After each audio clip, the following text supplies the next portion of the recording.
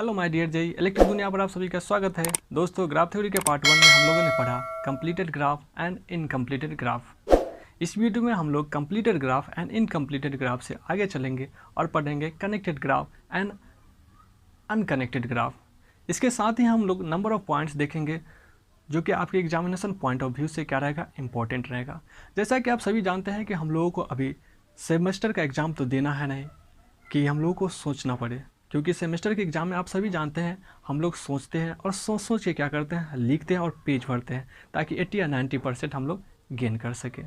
हम लोग अभी कंपटीशन के प्लेटफॉर्म पे खड़े हैं और कंपटीशन के प्लेटफॉर्म पे खड़े होकर सोचना एक अपराध है, ओके। क्योंकि कंपटीशन के प्लेटफॉर्म पर खड़े होकर आपके सोचने का टाइम जितना भी हो उस टाइम तक नंबर ऑफ़ स्टूडेंट जो होंगे आपसे आगे निकल जाएंगे। इसीलिए आप एक बात याद रखिए, यदि आप कंपटीशन के प्लेटफॉर्म पे खड़े हैं तो कंपटीशन के प्लेटफॉर्म पे खड़े होकर सोचना एक अपराध है। तो चलिए आज की वीडियो की शुरुआत करते हैं कनेक्टेड एंड अनकनेक्टेड ग्राफ को लेकर, okay. Connected and unconnected graph generally आपका जेई लेवल पर जो है कनेक्टेड एंड अनकनेक्टेड ग्राफ से भी क्वेश्चन अराइज होते हैं। इसमें क्या होगा कि आपको एक ग्राफ दे दिया जाएगा और पूछ दिया जाएगा कि बताइए ये ग्राफ आपका कनेक्टेड ग्राफ है या फिर अनकनेक्टेड ग्राफ है, ओके। या आपको नंबर ऑफ़ ग्राफ्स दे दिए जाएंगे ऑप्शन में, ओके। और पूछा जाएगा कि बताइए कौन सा ग्राफ आपका कनेक्टेड ग्राफ है या फिर कौन सा ग्राफ आपका अनकनेक्टेड ग्राफ है, ओके।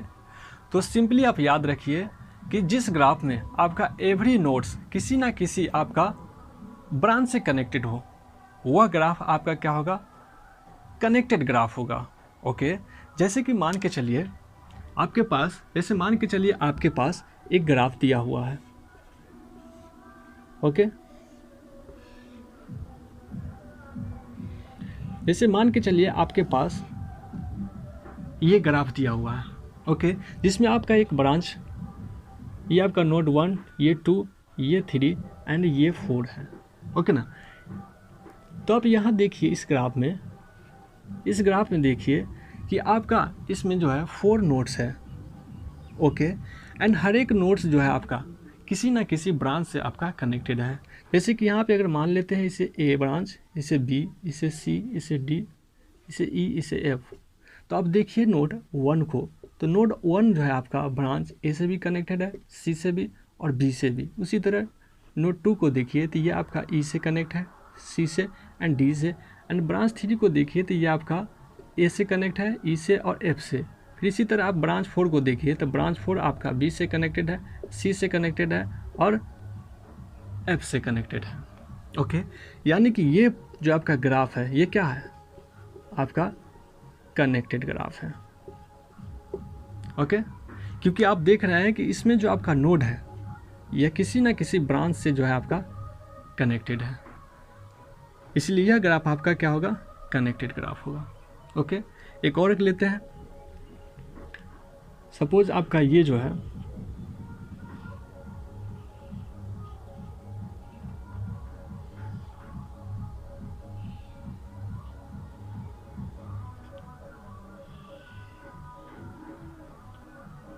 सपोज ये आपका दूसरा ग्राफ है कोई।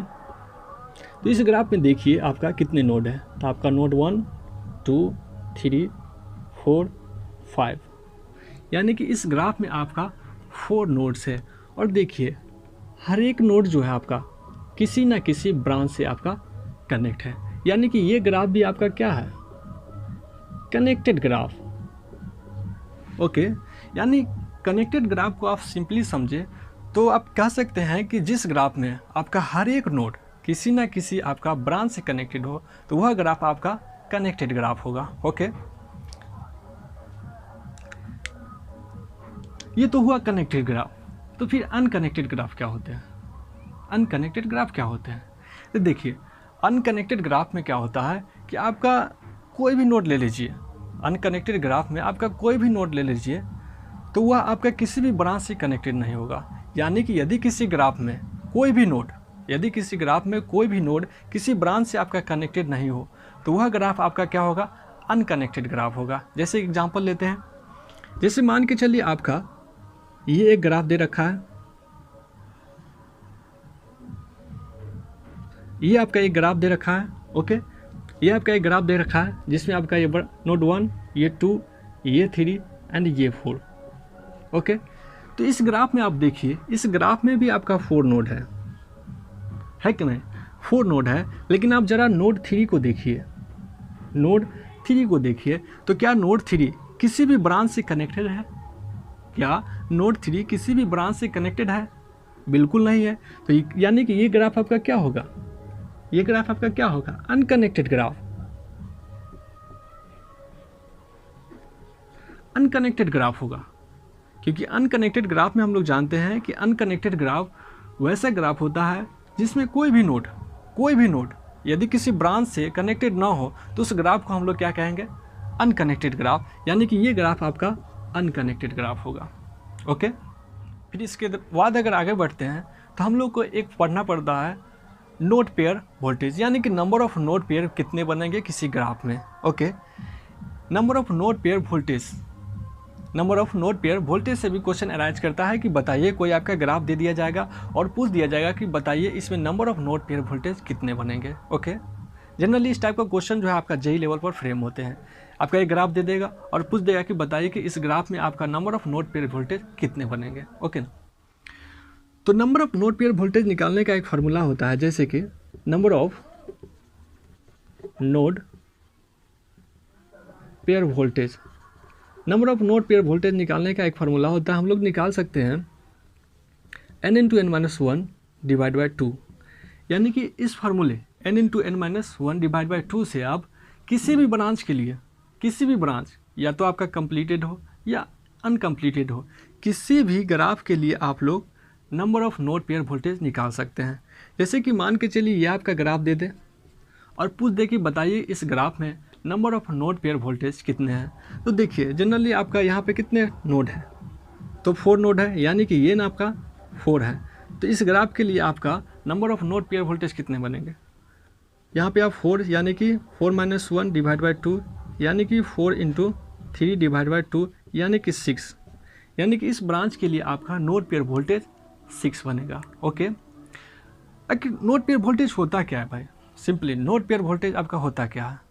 तो आप एक कंसेप्ट आप ध्यान में रख सकते हैं कि आपका किसी ग्राफ दिया हुआ है, मान के चलिए कोई आपका ग्राफ दिया हुआ, तो आप वोल्ट मीटर जिस नोड पेयर के अक्रॉस, जिस नोड पेयर वोल्टेज मतलब वोल्ट मीटर आप जिस नोड पेयर के अक्रॉस कनेक्ट कर सकते हैं, वही आपका number of node pair voltage होगा। ओके, मान के चलिए हमारे पास एक वोल्ट मीटर है, तो आप वोल्ट मीटर इस ग्राफ में कहाँ कहाँ कनेक्ट कीजिएगा, कहाँ कहाँ कनेक्ट कीजिएगा, वही आपका नोड पेयर वोल्टेज हो जाएगा।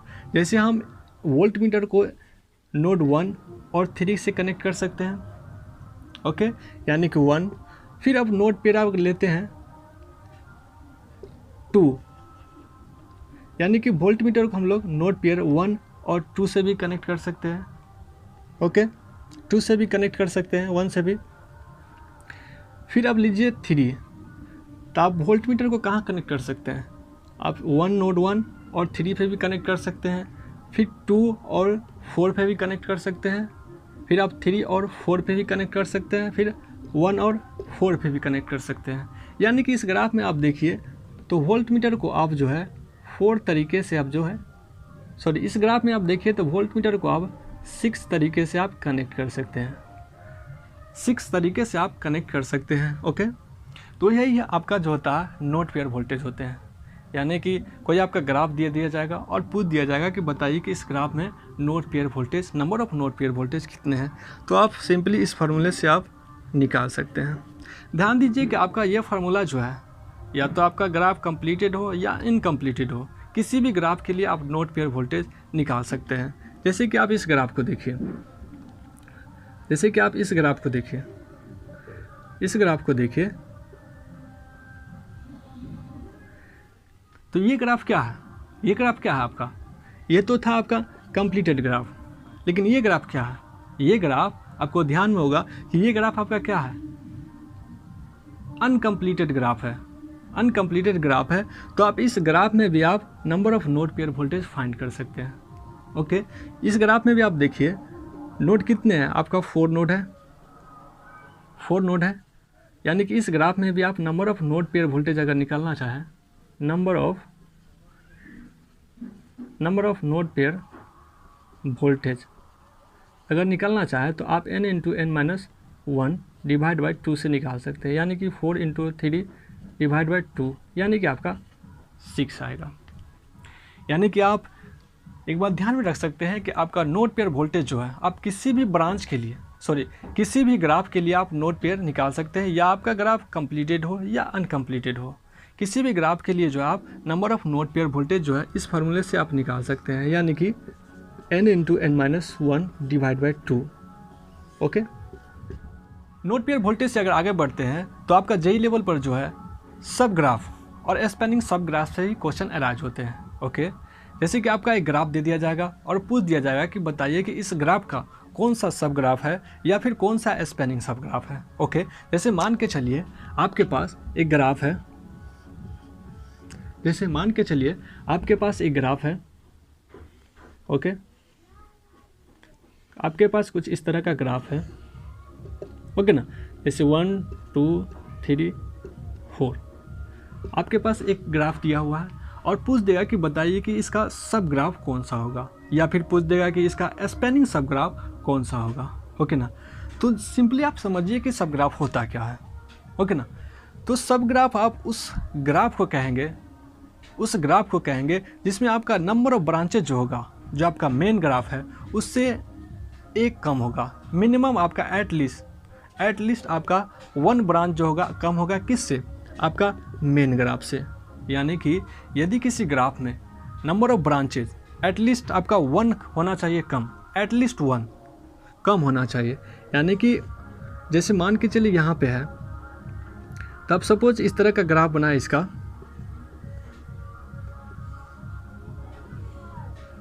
इस तरह का ग्राफ बना है। तो इस ग्राफ में जरा आप देखिए, इस ग्राफ में देखिए आपका नंबर ऑफ ब्रांचेज जो है, आपका जो मेन ग्राफ उससे क्या है 1 कम है, क्योंकि इसमें नंबर ऑफ ब्रांचेज 6 है, लेकिन इसमें आप नंबर ऑफ ब्रांचेज काउंट कीजिए तो इसमें 5 है। यानी कि ये ग्राफ जो होगा आपका इस मेन ग्राफ का क्या है, सब ग्राफ है। ओके, ऐसे सिंपली जो होता है क्या आपका सब ग्राफ होता है, सब ग्राफ में आपका एटलीस्ट आपका 1 ब्रांच कम होता है। यानी कि ब्रांच आपका एक से ज़्यादा भी कम हो सकते हैं, लेकिन एटलीस्ट आपका कम ब्रांच होगा। जैसे कि आप बात करते हैं यहाँ पे, तो आपका ये जो ग्राफ बनेगा, ये ग्राफ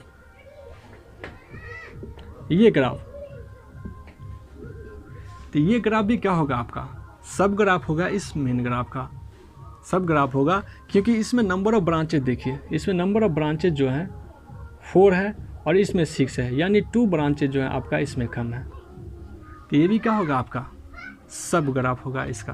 ओके, एक और पॉइंट ध्यान में रख सकते हैं कि जो आपका सब ग्राफ होता है उसमें नंबर ऑफ नोड्स जो है, मेन ग्राफ में जितने नंबर ऑफ नोड्स होते हैं उससे कम भी हो सकते हैं। ओके, जैसे कि ये आपका एक ग्राफ है,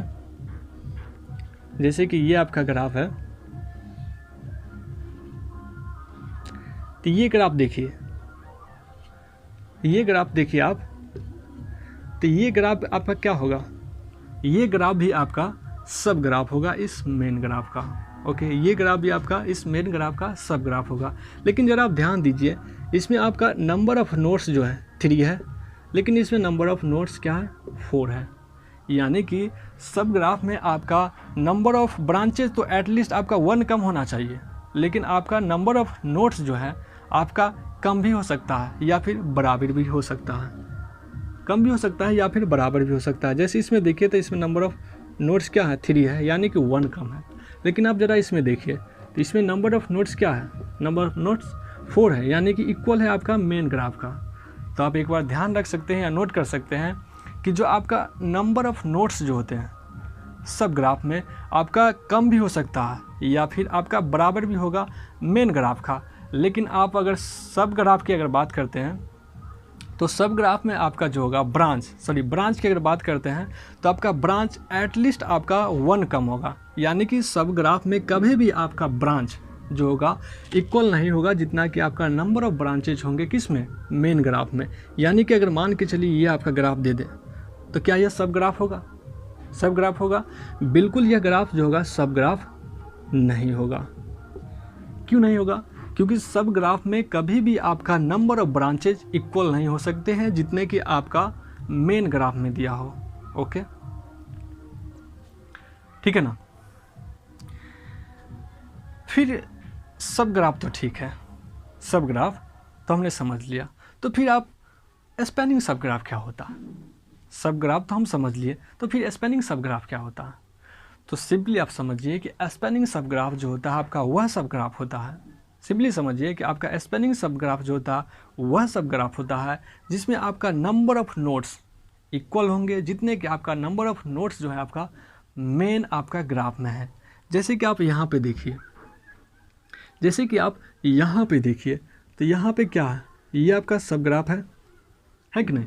ये आपका सब ग्राफ है क्योंकि इसमें आपका नंबर ऑफ ब्रांचेज जो है मेन ग्राफ से कम है, यानी कि ये तो है कि ये आपका सब ग्राफ है।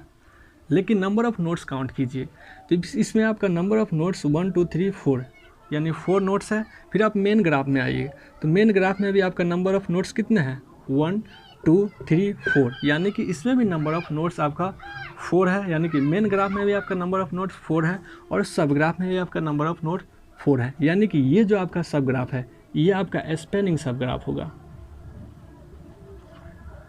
ये आपका जो होगा स्पैनिंग सब ग्राफ होगा। सिंपली आप याद रख सकते हैं कि स्पैनिंग सब ग्राफ आपका वह सब ग्राफ होता है जिसमें आपका नंबर ऑफ़ नोड्स इक्वल होंगे जितने कि आपका नंबर ऑफ़ नोड्स होंगे किसमें? मेन ग्राफ में। ओके, तो उस ग्राफ को हम लोग क्या कहेंगे? उस सब ग्राफ को क्या कहेंगे? उस सब ग्राफ को हम लोग कहेंगे स्पैनिंग सब ग्राफ। ओके ना। सब ग्राफ से आगे बढ़ते हैं तो हम लोगों को पढ़ना पड़ता है ट्री एंड को ट्री, यानी कि tree and complementary tree. Okay, generally आपका जेई लेवल जो एग्जामिनेशन होते हैं उसमें आपका ट्री एंड कम्प्लीमेंट्री ट्री से भी क्वेश्चन अराइज होता है। इसमें क्या होता है, आपका एक ग्राफ दिया जाएगा और पूछ देगा कि बताइए इस ग्राफ का कौन सा आपका ट्री बनेगा या फिर कम्प्लीमेंट्री ट्री बनेगा। ओके, जैसे कि मान के चलिए आपके पास एक ग्राफ है। ओके, कुछ इस तरह का ग्राफ ले लीजिए आप, जिसमें आपका नोड 1 2 3 4। ओके, ये आपका ग्राफ है कोई, तो पूछ देगा कि बताइए कि इस ग्राफ का कौन सा ट्री बनेगा या फिर कौन सा को ट्री यानी कि कम्प्लीमेंट्री ट्री बनेगा। ओके, तो आखिर क्या होता है ट्री क्या होता है?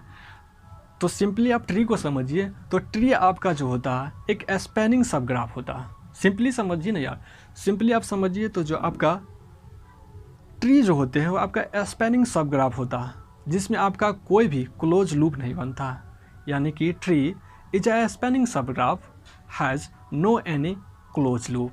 ओके, जैसे मान के चलिए, जैसे कि आप सभी जानते हैं कि स्पैनिंग सब ग्राफ क्या होता है, अभी तुरंत मैंने बताया कि स्पैनिंग सब ग्राफ क्या होते हैं, जिसमें आपका हर एक नोड आपका क्या होगा, जिसमें आपका हर एक नोड होगा जितना कि आपका नंबर ऑफ़ नोड्स होंगे मेन ग्राफ में। तो मान के चलिए एक मैंने आपका स्पैनिंग जो है स्पैनिंग यानी कि टोटल नंबर ऑफ़ नोड्स इसमें होंगे।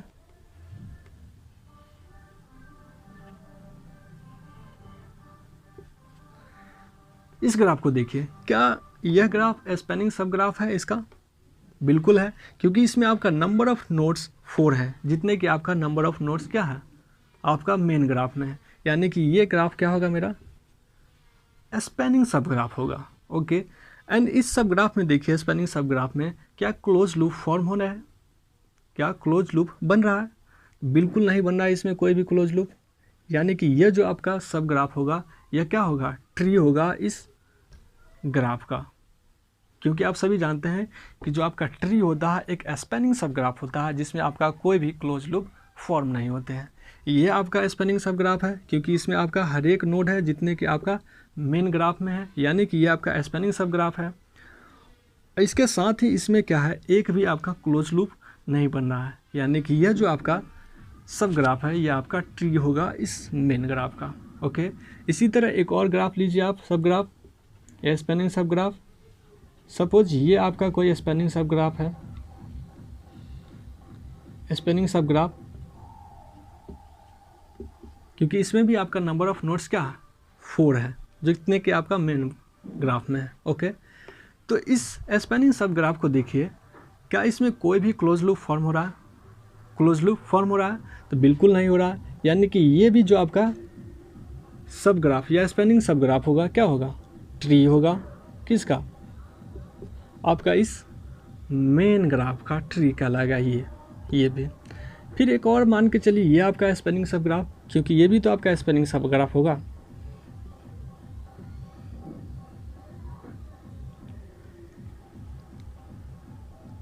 फिर आपका ये लीजिए, आप ये लीजिए, तो ये भी तो स्पैनिंग सब ग्राफ है। तो क्या ये ट्री है? क्या यह ट्री है? बिल्कुल नहीं है, क्योंकि यह स्पैनिंग सब ग्राफ है, लेकिन इसमें एक क्लोज लूप बन रहा है। आपका ये क्लोज लूप देखिए, इसमें एक क्लोज लूप बन रहा है, यानी कि यह जो होगा आपका, यह आपका ट्री नहीं होगा। ट्री क्यों नहीं होगा? क्योंकि यह आपका स्पैनिंग तो है, स्पैनिंग सब ग्राफ है, लेकिन इसमें आपका एक क्लोज लूप फॉर्म हो रहा है। इसलिए कहा जाता है कि जो आपका ट्री होते हैं, ट्री एक स्पैनिंग सब ग्राफ है, लेकिन आपका उसमें कोई भी आपका क्लोज लूप जो है नहीं बनता है। ओके, तो उस सब ग्राफ को हम लोग क्या कहेंगे? ट्री कहेंगे, आपका जो मेन ग्राफ है उसका। फिर आप बात करते हैं कि ट्री तो हो गया, तो फिर को ट्री क्या होते हैं? को ट्री क्या होते हैं?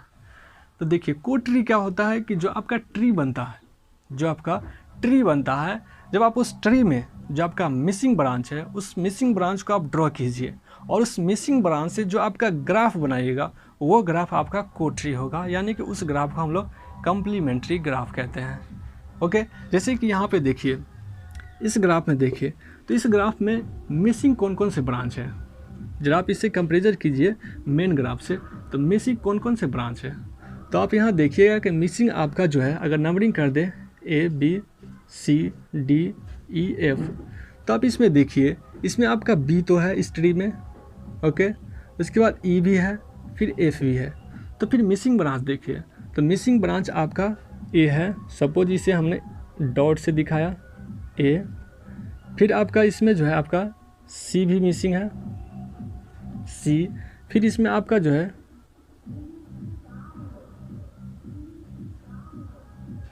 D भी जो है आपका, D भी जो है आपका मिसिंग है।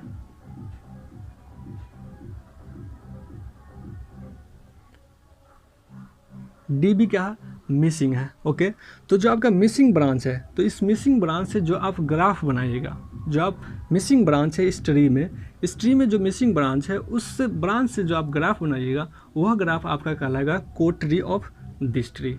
ओके, जैसे कि आपका मिसिंग आपका है A, यानी कि A, ये आपका 3 से, फिर आपका ये आपका मिसिंग था D,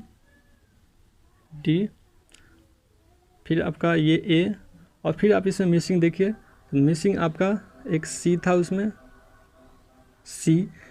इसके बाद कोई भी और है क्या मिसिंग? तो मिसिंग ब्रांच यही थे, आपका A था, C था, D, यानी कि इस ट्री में आपका मिसिंग ब्रांच कौन कौन थे? इस ट्री में आप देखिए, तो इस ट्री में मिसिंग ब्रांच कौन कौन थे? तो इस ट्री में आपका मिसिंग ब्रांच आप देखिए, तो आप इसमें A था, D एंड C, यानी कि A, D एंड C क्या थे? Missing branch. तो इसी मिसिंग ब्रांच से जब आप ग्राफ बनाइएगा, तो ये ग्राफ आपका कहलाएगा को ट्री ऑफ दिस ट्री, यानी कि ये आपका हो जाएगा को ट्री। ये आपका को ट्री होगा किसका? ये जो आप ट्री है, ये ट्री 1 2 3, 1 2 3, ये जो ट्री बना है, इस ट्री का यह क्या है? को ट्री है। ओके।